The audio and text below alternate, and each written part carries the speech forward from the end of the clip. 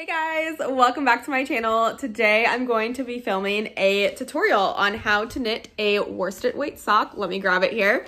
So I'm going to be showing you how to knit a ribbed worsted weight sock like this one.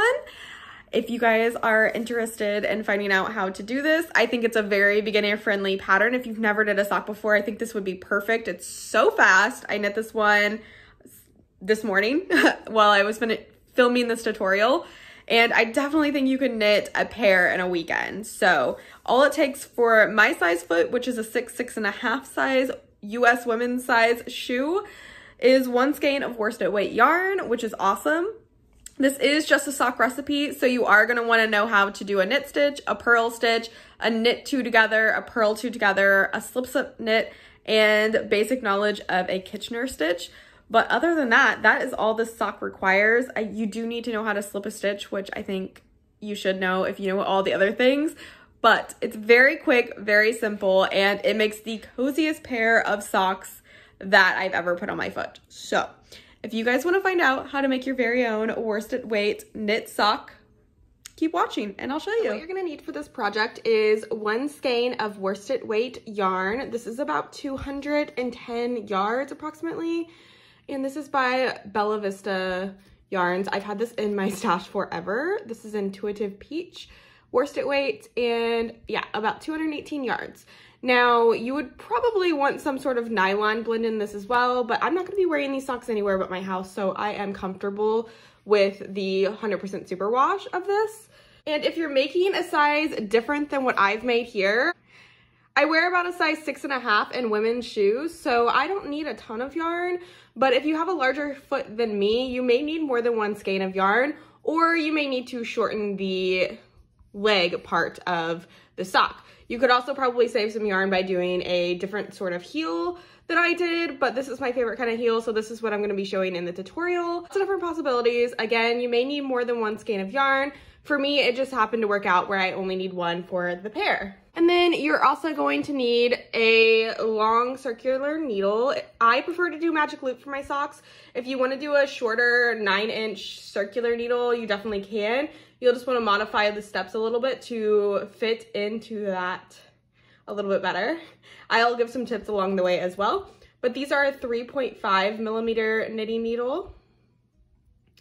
And I do think it's important to say that I am a rather tight knitter. My gauge on this sock was 6 stitches per inch, and then I believe it was 9 stitches per row. Now the row doesn't really count as much as the per inch counts, so keep that in mind when knitting these socks. I do have a very tight gauge. You may need to adjust your needle size or your yarn, whatever you want to do to make your sock fit. And one last thing, you will want some stitch markers as well. This will be to mark a couple places in your project. If you're using magic loop, you really only need 1, but if you're using the circular needles, you're gonna need more than 1 marker. So make sure you have those handy as well. And let's go ahead and get started. Now, I know I mentioned this in the intro, but this is just going to be a recipe to make this sock. You may have to make some adjustments for the length of the leg, the type of heel, the type of toe, how long you make the foot. And on top of that, you're gonna already wanna know how to cast on, you're gonna wanna know how to knit, you're gonna wanna know how to purl, and you're also going to want to know how to do some decreased stitches, such as slip, knit, and knit 2 together, as well as purl 2 together. So keep that in mind before you start this project. I do believe it's very beginner friendly if you've never knit a sock before, or if you're a whiz at knitting socks, this might just be a good recipe for a different weight of sock because most of us knit it in sock weight yarn. So a worsted weight is a little bit different. So without further ado, let's go ahead and cast on. First things first, you're just going to unwind enough length of yarn to cast on 48 stitches. I just do about 1.5 arms length every time just to be safe. And I like to do the German long tail cast on, I think that's what it's called. It's a little bit stretchier, and again, I'm a very tight knitter. I also cast on very tightly, so I like to do something a little bit stretchier. Keep that in mind. This is a cuff down sock, so you're gonna want something stretchy that will fit over your calf, especially if you're gonna be making it a little bit longer of a sock. You know, our calves get a little bit wider as we go up, so Make sure you keep your cast on a little bit stretchier than maybe something that doesn't need the extra give. So just go ahead and cast on your 48 stitches. We are just going to be knitting a 2x2 ribbing for 40 rounds. Now you may want to adjust this to be a little bit longer, a little bit shorter based on your preferences and the amount of yarn that you have. I do have enough to do 40, and I like that because I like to roll this part down. It looks really cute when you wear it. So to begin, you are just going to do your 2x2 ribbing for 40 rounds. This is a pretty simple part of the sock. So knit 2. And I do like to use that tail for the first stitch as well as the working yarn, and then I drop the tail. That just helps me ensure that it's gonna be woven in extra well at the end. And then purl 2. And you're gonna do this across both needles, and you'll know where your beginning of the round is by where your tail is. So that's how I always remember. You can also mark it with a stitch marker or progress keeper, whatever makes it easier for you. But go ahead and continue knit 2, purl 2 for 40 rounds or your desired length of leg. And then once I do that, I will come back and I will show you how to do my slip stitch, heel flap, and gusset. And we'll really be rocking and rolling on this sock.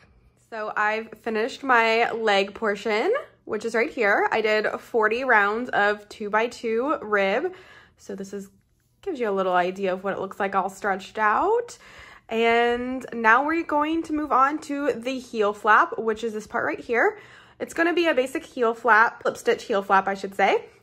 And you are only going to be working on the first needle. So we'll be working back and forth flat on needle 1 only. If you were doing this in the round, it would be into the first marker. So you should have placed a marker after the 24th stitch. You'll only work from the beginning of round to the 24th stitch. And so let's go ahead and begin the heel flap. The first row is pretty simple. You will just slip the first stitch purlwise with the yarn in the back and then knit all the way across needle 1. Okay, so we've slipped the first stitch, knit all the way across needle 1, and now we are going to turn our work. For the next row, we are going to slip the first stitch purlwise with the yarn in the front, and then we're going to purl the next stitch. Slip the next stitch purlwise with the yarn in the front, purl 1, slip the next stitch purlwise with the yarn in the front, purl the next one, and you're going to continue this pattern all the way across. So slip 1, purl 1, slip 1, purl 1, slip 1, purl 1, all the way until the end. Okay, so I'm at the last 2 stitches here, so I'm going to slip and purl. You should always end with a purl on those wrong side rows. Now we are going to turn our work once again, and we're going to do exactly what we did on the first row. So we are going to slip the first stitch purlwise with the yarn in the back, and we're going to knit all the way across to the very end of needle 1. I'm at the end of the needle. I'm going to turn my work once again, and we are going to repeat that same wrong side row that we did the first time. So as you'll see, the pattern is forming. So we are going to slip the first stitch purlwise with the yarn in the front, purl the next stitch, slip the next stitch purlwise, purl, slip the next stitch, purl. So you're going to continue this all the way until the end of this row. I've reached the end of that row. I end it with a purl stitch. Now we'll turn our work and continue on with the pattern. So on all of the right side rows, you will slip the first stitch, knit all the way across, and all of the wrong side rows, you'll slip the first stitch, purl, slip, purl, all the way across. So you'll continue on in this 2-row repeat for a total of 12 rows. And I'll come back and show you an easy way to count. You'll be able to count the slip stitches up the front, or up the side, I should say, until you have 12, and then you'll know that you have finished your heel flap, which this is a little bit of what it will look like when it's finished. This little section right here. So I'm gonna go ahead and complete my heel flap, come back and give you some tips on counting to make sure that you have it correct, and you'll be able to see what it looks like flat. So here is my heel flap. As you can see, it has this nice stockinette type of stitch that kind of almost has like a rib to it as well. but I have repeated those 2 rows 12 times, and right here you can see I have a nice clean edge that has stitches that I can count very easily, and that is where you can count to see if you have enough rows. So 1, 2, 3, 4, 5, 6, 7, 8, 9, 10, 11, and 12. So I am good to go. I ended on a wrong side row. That's very important. You want to complete your wrong side row. We're going to turn our work back to work the right side, and we're going to continue to work flats for this part as well. And sorry, my heat just kicked on, so I hope you can still hear me just fine. But we are going to make one more right side row. So slip the first stitch with the yarn in the back and knit all the way across the needle. So now we are ready to turn our work, and we are going to be working on the wrong side. We are now going to be doing the heel turn, which is this little part right here, and possibly one of my favorite parts of knitting socks. It's very simple. I just find the process kind of enjoyable. So I'm going to slip the first stitch purlwise with the yarn in the front. Then we are going to purl 13 stitches. So slip the first one, purl 13. So I've purled 13 stitches after my slip stitch. Now I'm going to purl 2 stitches together and then purl 1 more. So you should have 7 stitches left on your left hand needle, and the remainder should be on your right. You are going to turn your work, and we're going to slip the first stitch purlwise with the yarn in the back and knit 5. So 1, 2, 3, 4, and 5. You're now going to knit 2 stitches together and knit 1. So that's what we have right now. We are going to turn our work once again.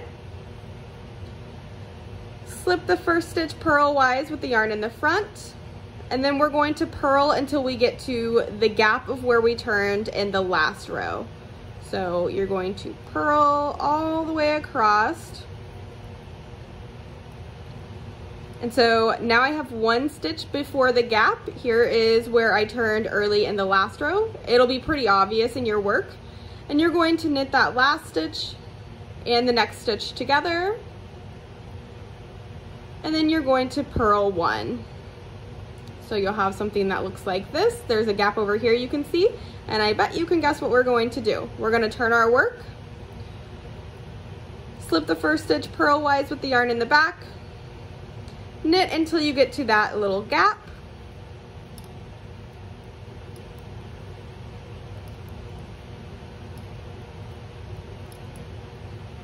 so we are 1 stitch before the gap here. Here's where our gap is, and this is our 1 stitch before. We're going to knit the 2 stitches together and knit 1. So we are going to repeat this pattern until we have finished all of the stitches. So I'll show you one more time on the purl side. You're going to slip the first stitch purlwise and purl 1 stitch before the gap. So as you can see here, we are 1 stitch before our gap. We're going to purl the 2 stitches together and purl the next stitch. We're going to turn our work, and we're going to repeat the same thing knitwise. So we'll knit 1 stitch before the gap, knit 2 together, and then knit 1. Continue this pattern until you've knit all of the stitches. You will end with a purl 2 together, and then when you turn, you'll end with a knit 2 together. So there won't be an extra stitch to knit at the end, and I will finish up and show you when I'm finished. So I'm on the last few stitches of my final wrong side row. So I am at the last 2 stitches, so the gap is in between here. I'm going to purl these 2 stitches together and turn my work. Now we have 15 stitches remaining on our needle. I've turned my work, and I am going to do my final of the heel turn. So we are going to slip our yarn purlwise with the yarn in the back, knit all the way across until 1 stitch before the gap. All right, so we are 1 stitch before the gap. We're gonna knit the final 2 stitches together, which should leave us with 14 stitches on our needle 1. Should look like this. That is your heel turn complete, and this is what it kind of looks like from the side. So we've just done this entire section here, and now we're going to work on the gusset, which is the decreases. So to do that, we do need to pick up stitches along the sides of the heel flap. So as I showed you before, you can count the side seams here to tell you where you're going to pick up. You want to pick up all 12 of the rows that we had knit in the heel flap. So I am skipping the one that's right here, and I'm going to pick up the one below it. And I like to go through the 2 stitches just so it's extra secure. And yeah, we're going to continue doing that until we have all 12 stitches picked up. That's 2, 3, 4. So that is what needle 1 will now look like. We are going to work on needle 2. Again, if you're working in the round, you would have a stitch marker separating your needle 1 and needle 2 to make these instructions a little bit easier to follow. But I am doing magic loop, so I'm going to push all my stitches onto my needle 2, pull out my needle 1, and continue around. So on needle 2, all you're going to do is knit 2, purl 2 across in pattern all the way until the end of the needle. So knit 2 and purl 2 all the way across. This is the pattern that you established when you were knitting the leg. Okay, so I've knit 2, purl 2 all the way across needle 2, and now we need to pick up the 12 stitches along the heel flap so we can connect needle 1 to needle 2 all the way. So just like we did on the other side, we are going to pick up the 12 stitches along the heel flap. This part can be a little bit awkward, but once you get the hang of it, it's not so bad. So I'm going to pick up my first stitch right here. And those slip stitches are there to help you decipher which ones to pick up. It should be a nice clean edge. 2, 3, 4. So there we go. We've connected our needle 1 and needle 2. The next round, we are working in the round yet again. So no longer working flat, we're working back in the round. This is going to be our setup round. So we are setting up for the gusset. So we are going to start on needle 1. We are going to knit all the way across needle 1. Knit every single stitch on needle 1. All right, so I've worked across needle 1, knitting all of the stitches, and I'm ready for needle 2. So we are going to need a stitch marker for this part, just so we can mark where we're going to begin our decreases for the gusset. So for the first 24 stitches, you're going to knit 2, purl 2, just like established already in the leg. So the first 24 stitches are knit 2, and then purl 2. And you'll kind of be able to see where you're supposed to stop based on the stitch pattern that you've established. So for the remaining 24 stitches, you will knit 2, purl 2. All right, so I've knit 2, purl 2 for 24 stitches, and this is what it looks like currently. I'm going to take my stitch marker and slide it on, and then I'm going to knit the remaining stitches. So we're just gonna knit all the remaining stitches on needle 2. So needle 2 is now complete. We knit 2, purl 2 for the first 24 stitches, placed a stitch marker, and we knit the remaining stitches. And we are ready to work on our first decrease round of needle 1. We are going to knit on needle 1 all the stitches until the final 3. So knit all stitches on needle 1 until you get to the remaining 3 stitches. All right, so I've knit all stitches on needle 1 except for the remaining 3. So now we are going to knit 2 stitches together and knit the last stitch. And we're already ready to work on needle 2 again. These worsted weight socks just really knit themselves. They're so fast. So for needle 2, you are going to knit 2, purl 2 for the first 24 stitches or until you get to your marker. So knit 2, purl 2 until you get to the marker that you placed. So we are going to knit 2, purl 2 until our marker. Okay, so on needle 2, I followed our established knit 2, purl 2 pattern until I got to the marker. I'm going to slip the marker. I'm going to knit one, slip one, and knit those 2 stitches together.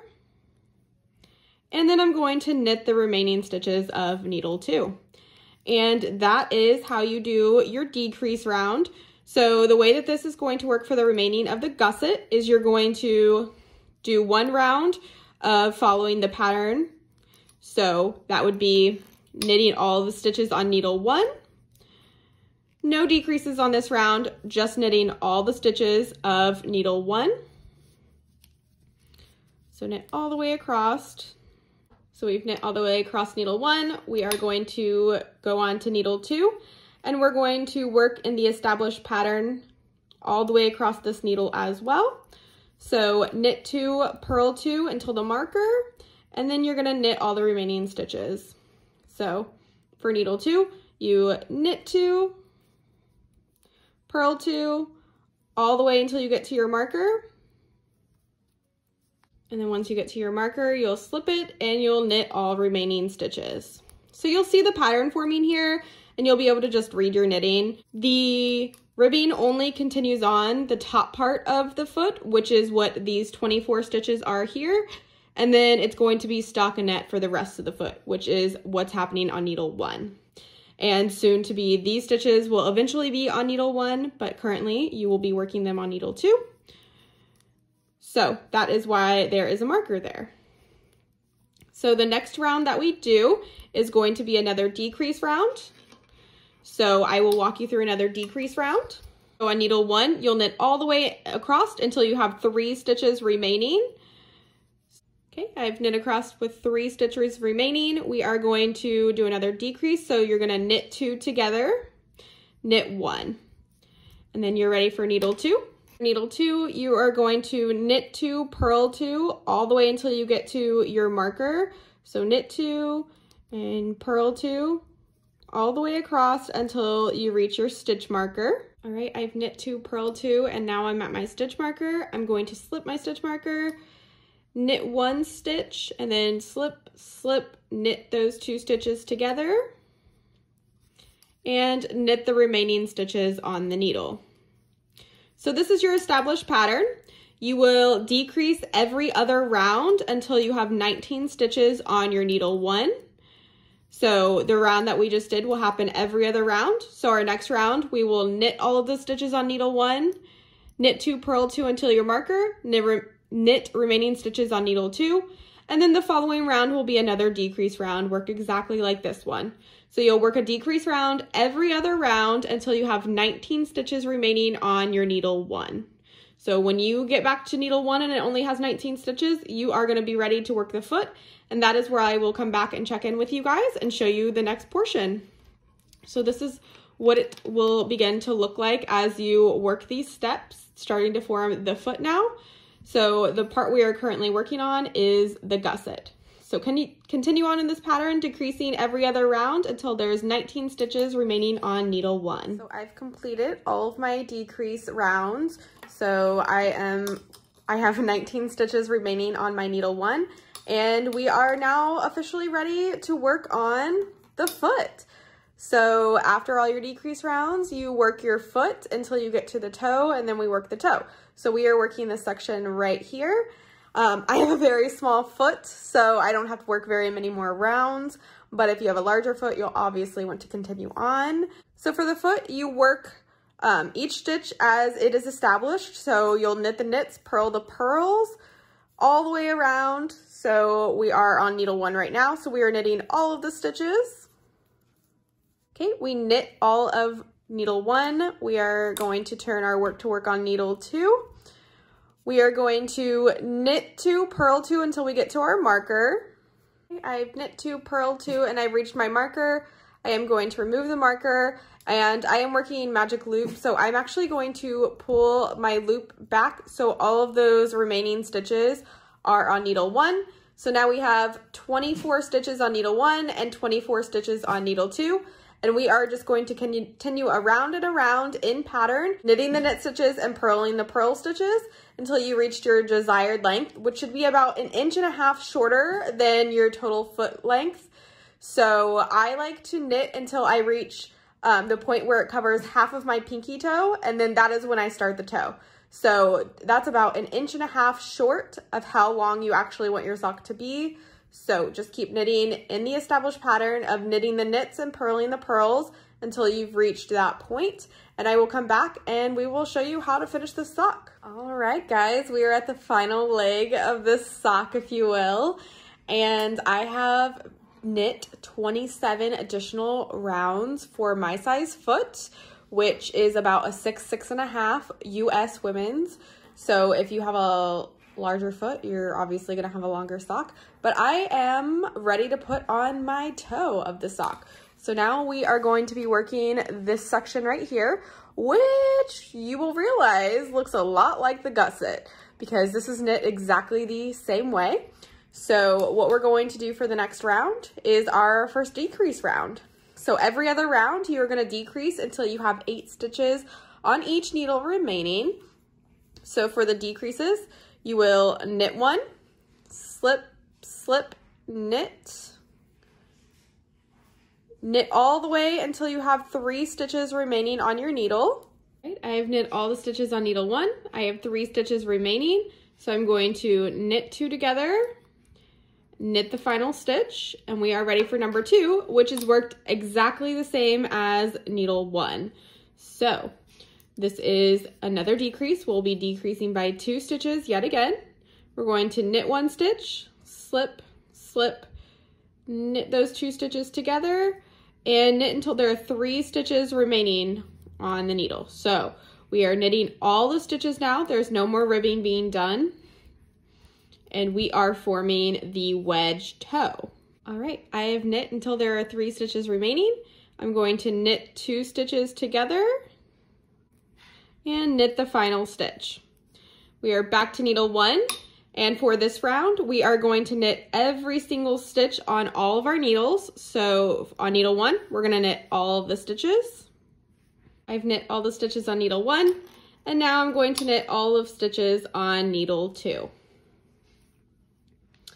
So like I said before, this has worked exactly like the gusset has worked. You're going to decrease every other round. So we are going to knit all the stitches on needle 2, and then we're going to do another decrease round. And then we're gonna knit all the stitches on all the needles and another decrease round. We're gonna continue this pattern until there are 8 stitches on both needles remaining, and that is going to form our toe. So every other round, you're going to decrease by 2 stitches per needle. And for the other rounds, you're going to just knit all of the stitches. So we just completed our knit round. Now we're going to do our decrease round. So I'll show you one last time on needle 1. You're going to knit the first stitch, slip, slip, knit those 2 stitches together to form a decrease. Oops. You're going to knit until there are 3 stitches on the needles. So there's 3 stitches remaining. We're going to knit those 2 stitches together and knit the final stitch. We're going to repeat the exact same thing for needle 2. And then we're going to do another knit round. So you're going to continue decreasing every other round by 4 stitches until there are 8 stitches remaining on the needles. That's going to form our toe here. Then we're going to do a Kitchener stitch, and we will officially be finished with our worsted weight sock. So I'm gonna go finish the toe, and I'll come back to you guys to give you a really quick look at how to do a Kitchener stitch. All right, we've finished the toe, which means we are at the very end of our sock. I went ahead and cut my yarn, leaving a long tail so we can do the Kitchener stitch. I finished my Kitchener stitch here. As you can see, it's pretty much just a seamless combine of the 2 sides. And here is my sock. I know it looks very tiny because of the ribbing, but if I were to put it on a sock blocker, it would fit exactly like that. And in fact, let me go ahead and do that while I talk to you guys. So that is how you knit a worsted weight sock. It's just a basic recipe, so you can definitely alter it to fit your preferences and how your foot is shaped and sized. But other than that, there you have it. You're just gonna weave in your ends and it is ready to wear. I don't find it necessary to block socks. You can just block them right on your feet and then wash them after you wear them. But if you guys like this video, found it helpful, please give it a thumbs up. Leave a comment down below if you have any questions or suggestions for the next video. And subscribe to my channel if you want to see more content like this. Thanks for watching, and I'll see you guys next time. Bye!